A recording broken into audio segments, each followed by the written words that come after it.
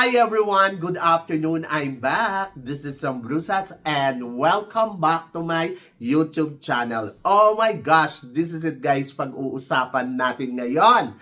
So makuha kaya natin ang titulo. So kung sino to at ano to, yan ang tatalakayin natin ngayon. But before anything else, hello Philippines and hello beautiful people, mabuhay! Kamusta kayong lahat? Sana lahat kayo ay okay at safe ngayong araw na ito. At syempre sa lahat naman ng mga bago nating subscribers dyan, hello po sa inyo lahat. Maraming salamat guys sa pag-subscribe ninyo. Syempre dito sa channel ko. At syempre sa lahat naman ng makamamasam dyan na laging sumusuporta dito. Araw-araw, lagi-lagi, maraming salamat guys sa inyong lahat. Syempre, usapang Miss Cosmo at Mr. Friendship tayo ngayon. So, meron pa tayong dalawang laban. So, nung una, ayan, ina-expect nga natin na papalo ng bonggang-bongga ang ating pambato sa Miss Charm na si Cyril Payumo. Pero, ayun, hanggang top 20 lang ang nakuha natin na posisyon.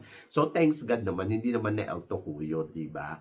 And then, ang feeling ko, malakas sana yung laban ni Cyril. Kaya lang, ayun nga, hindi niya naibigay talaga yung 100% na performance para makapunta pa sa next round.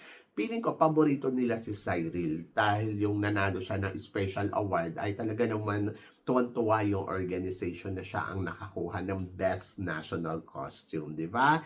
So, yun. So, better luck next time na lang Philippines. Ang sabing gano'n, nako, sana hindi na tayo magpadala dyan sa Miss Cosmo. Bakit naman? So, dapat nga, mas ma-motivate pa tayo na dapat next time yung ipapadala pala talaga natin ay very strong pagdating sa performance at hindi lang performance level, dapat yung may beauty din at talino. So yon, so yung tatlong combination na yon, kasi yun yung magpapanalo. Aanuhin mo naman yung talino kung mahina naman yung performance niya. Aanuhin mo naman yung performance kung mahina naman yung beauty. So dapat yung tatlong combination na yon ay nandoon at para mas makarating pa sa dulo. Ako naniniwala ako na one day makukuha natin yung title, especially next year. So dapat maging makilatis dito yung organization sa pagpili ng girl na ipapadala dyan sa Miss Cosmo. Kasi parang feeling ko sa next year, kasi 'di ba na alis nga sa Asia yung corona. So from Malaysia napunta sa Americas. So pwedeng bumalik uli sa Asia. So mas malaki yung chance, 'di ba? So ako sana ang magpapadala ng Miss Cosmo sa susunod na taon ay mas maging makilati sila sa girls na ipapadala nila. Especially, yes, magaganda nga yung pinapadala natin, may talino, may ano, pero minsan talaga aminin natin, mahina yung performance nila, hindi umuobra dun sa mga kalaban. So, dapat very strong ang performance. At talaga yung looks na, alam mo yun, yung pang Miss Charm talaga. So, yon. So, si Cyril perfect sana kung nag-ready lang talaga ng todo-todo. So, isa din yon. Ang nagtingin ko kasi ngayon sa Miss Universe Philippines, parang after manalo ng mga girls o i-appoint nila, hindi na nila masyado tinututukan, hindi katulad noon sa binibini na talagang grabe yung transformation, grabe yung training, grabe lahat ng aspeto talaga pinaghahandaan. And I hope na sana mabalik yon ng organization kasi hindi pwedeng ipagkatiwala lang sa girls na parang, o sige, i-prepared mo ang sarili mo ha, kasi lalaban ka. So, ikaw nang bahala sa mga needs mo. Kasi gano'n na yung nangyayari So, I hope na sana ay yung ganong tema ay mabago. So, kailangan talaga meron pa rin talagang tutok at meron talagang matinding training. Kung hindi man ng organization, dapat mag-training talaga ng bonggang-bongga ang girls. Hindi po pwede na parang, sige, laban na natin yan kasi marunong naman tayo maglakad. Dapat meron kang tinatawag na game plan. Ganon. Yung plan mo talaga na parang no, ito yung gagawin nating eksena. Like Atisa, di ba? Naghanda, nag-training. So, pagdating sa entablado, makikita mo na nagper-perform. But, bukod kasi doon sa ganda ni Atisa, kailangan talaga matinding training sa mga girls. Ayun. So, ganun lang. Ayun lang yung kailangan natin ditong gawin para mapaghandaan yung competition ng bonggang-bongga. And then, ayun nga. So, isa din sa mga tinitignan natin, since na hindi nga tayong nagtagumpay dito sa Miss Charm, meron pa tayong dalawang alas. So, mamaya nga kay Kurt, di ba? Kurt Aguilar. Dahil si Kurt ay magkukumpit na para sa finals ng Mr. Friendship. So, sa male pageant, at siya yung huling lalaban. Ay, meron pa eh. May nakikita pa ako sa social media. Pero ito yung para sa buwan na to na talagang umaasa tayong lahat na sana makauwi niya yung titulo. In fairness naman kay Kurt, syempre, iba yung quality, tapos guwapo na talagang masasabi mo, oy, may malakas yung laban. At kahit yung pumunta ako doon sa event nila, yung mga ibang national director, sinasabi nila sa akin, I think si Philippines ang lakas nung laban and then pwedeng siya ang manalo. Ako naman, parang syempre, to humble myself na parang, malakas din naman yung Thailand, malakas din naman yung Myanmar. Kasi sila yung mga nakausap ko, I think Philippines ha. Kasi they asking me, sabing ganon, so what do you think, who's gonna win? Parang feeling ko, parang, bakit niyo ko tinatanong? so, yun.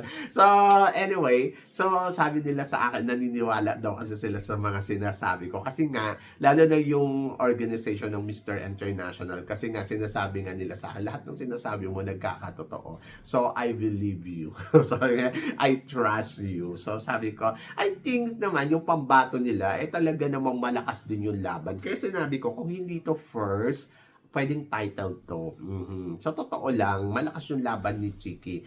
Ang interview lang ni Chiki yung medyo talaga pwede siyang mag-struggle. Pero kung magpapasatay siya, baka siya ang manalo. Pero, si Mr. Philippines kasi, ayun naman yung advantage niya.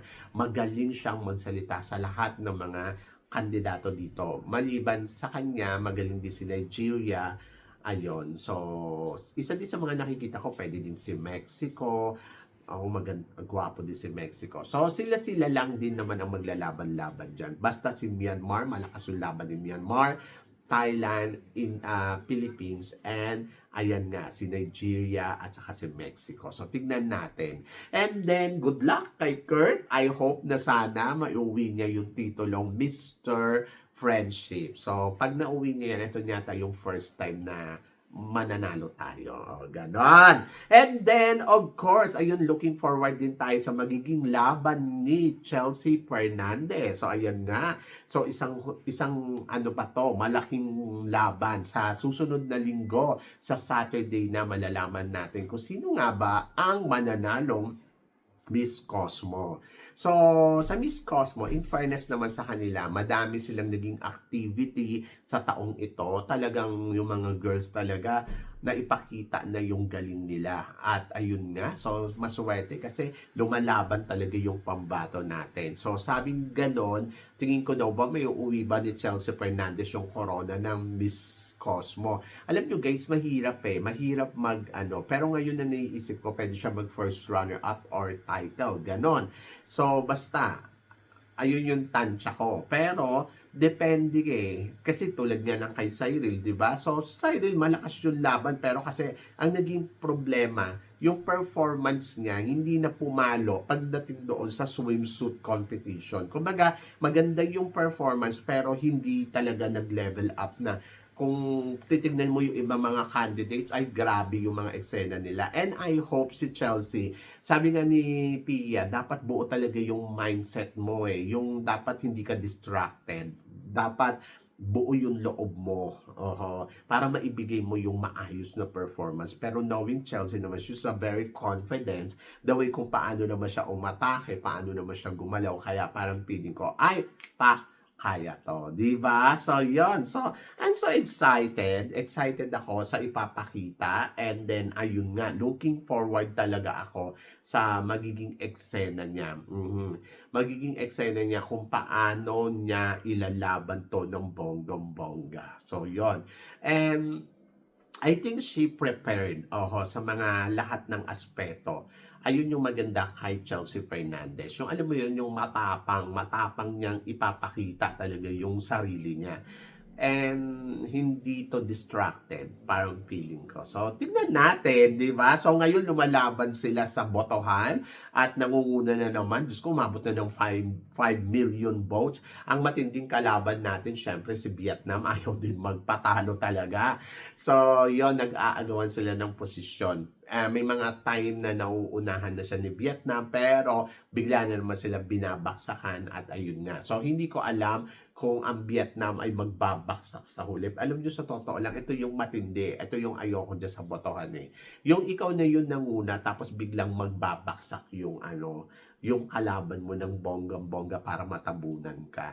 So, nire-reserve nila yung ganun. Kaya sabi ko, ay nako, ang hirap nito. Buti sana ko ang layo ng lamang. Hindi eh. Ang lapit lang. Eh, syempre hindi na rin sila titigil kasi nandun na rin sila.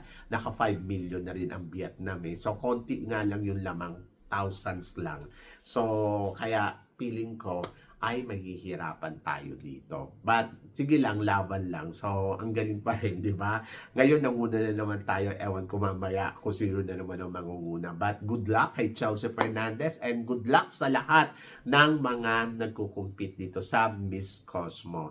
And then, ayun, so chill-chill lang. Kayo naman, pag hindi na nanalo yung candidates natin, chill lang tayo, guys. Ang dami nating nakuhang corona ngayong taon na to. Pero syempre, I hope na sana manalo. Kahit naman yung kay Cyril eh, nag-hope pa ako sa kanya na makakapasok siya sa top 12 pero wala eh. So hanggang doon lang. Nakakalungkot sa totoo lang, pero dapat matutunan natin yung paano ba maging sports. So, yon.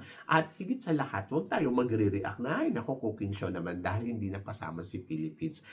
Ako, para sa akin, it's okay. Sabi nga ganun, bakit kasi ginawa pang top 12? Kung pasok si Philippines sa top 12, okay lang. Di ba? Pero pag hindi pasok, bakit may top 12? Sabi nyo, top 10.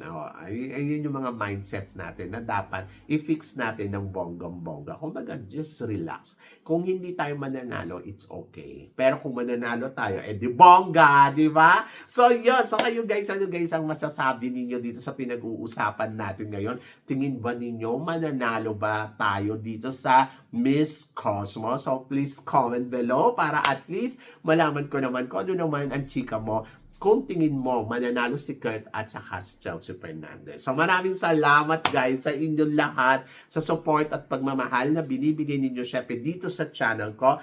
At sa mga hindi pa nakaka-subscribe, please don't forget to click like and subscribe my channel at i-click nyo na rin po ang notification bell to more updated. Syempre sa aking mga chika, sabi ng ganon, always keep smiling and laban lang. So guys, hanggang dito na lang. Hanggang sa muli nating chikahan. See you tomorrow. Thank you guys.